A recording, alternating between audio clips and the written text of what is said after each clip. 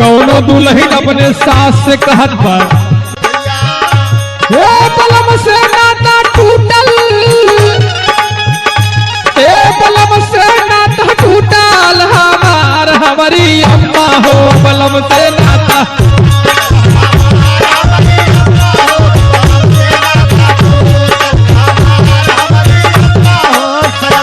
हे बलम से नाता टूटल,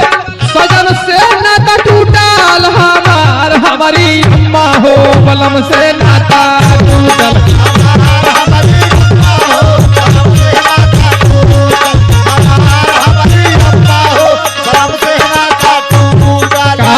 माइटन की सुना अपने सास से काल अपन दुख कैसे बताई हम क्या कहल एवं प्रकार दिया ए कमला करा के सैया गैला परदेसा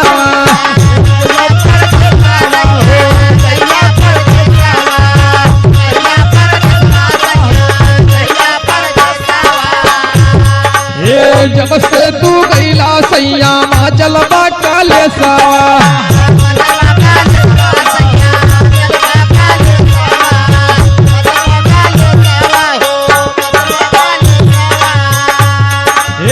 कवने जाना मामा कई करमई बा फूटल हो बलम से नाता टूटल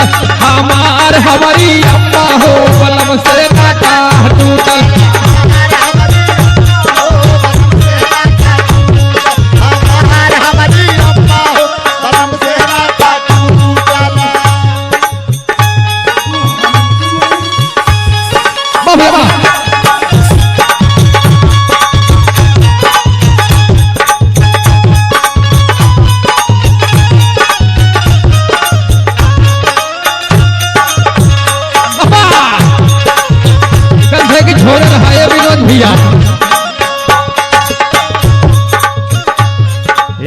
कवन कारणवा पियवा भैला निर्मोहिया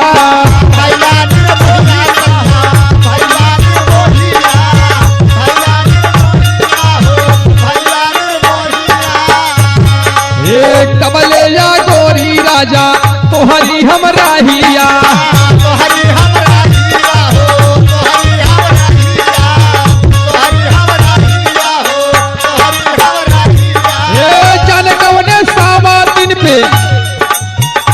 काज में हमें कुछ दाल में काला लगत बाए माँ